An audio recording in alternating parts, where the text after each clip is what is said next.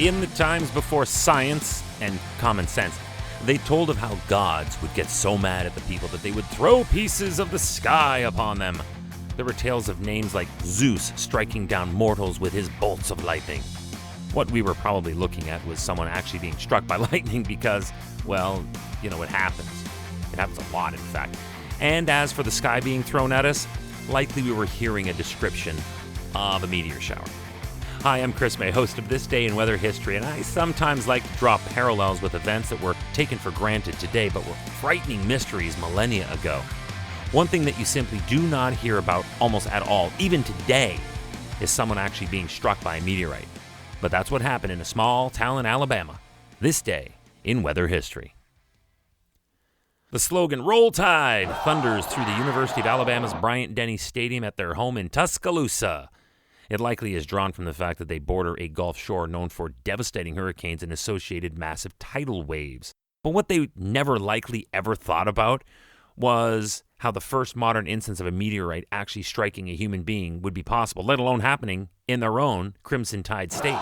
Our story takes place in Sylacauga, Alabama, when a meteorite crashed through the roof of a house and into a living room, bounced off a radio, and struck a woman on the hip. Like, are you kidding me? They called the Kennedy bullet the magic bullet in the film JFK because of its impossible and improbable twists and turns it would have to make to do what it did by just one shooter.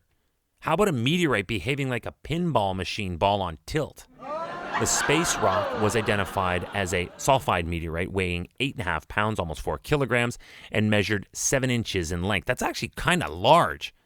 And the victim was poor Mrs. Elizabeth Hodges, who was asleep taking a nap on her living room couch at the time the object came crashing into and through her house.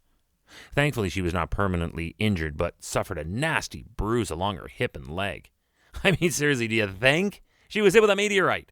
Although there are stories chronicled in ancient Chinese records of people being injured or killed from falling meteorites, this Alabama slammer was the first modern recorded incident of such an outrageously improbable thing happening at all. Here's how it played out. November 30th, 1954. Clear afternoon in Sylacauga, Alabama. Anne was having a nap on her couch covered by quilts. A softball-sized chunk of rock from outer space comes crashing through her roof, takes a bunch of crazy bounces, and hits her on the hip. Normally, we hear of meteorites falling into the ocean or driving into one of Earth's more open and remote places, so this was a crazy thing to ever consider happening.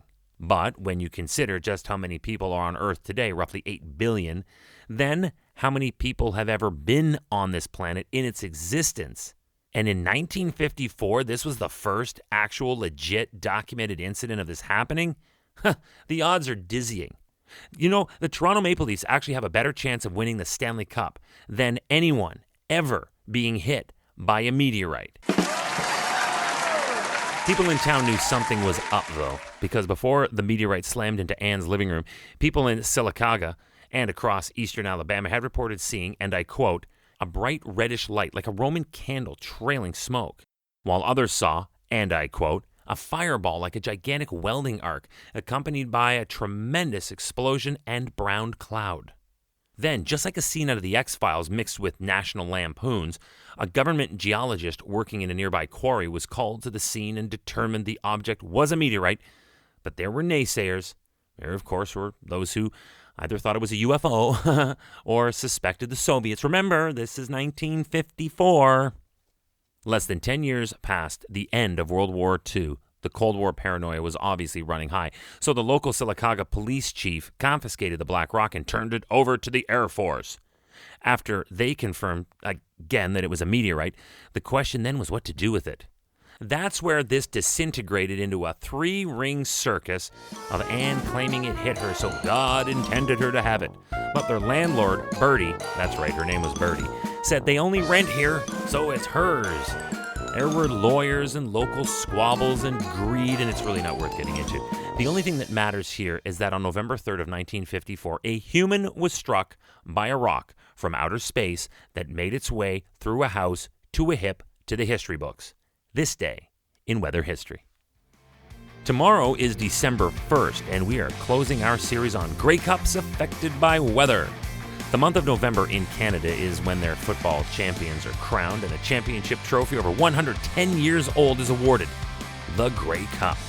Tomorrow came to be known as the Fog Bowl, and I bet I don't need to go any further into explaining why. Tomorrow's episode is also featuring a podcast video short, a 2-minute highlight reel you can watch online at theweathernetwork.com/weather history. Shot right here in the TDIWH podcast studio and including archival video and photos from the event when it happened.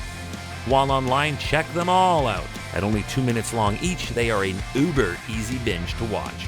We'll see you tomorrow, right here on This Day in Weather History with me, your host, Chris May.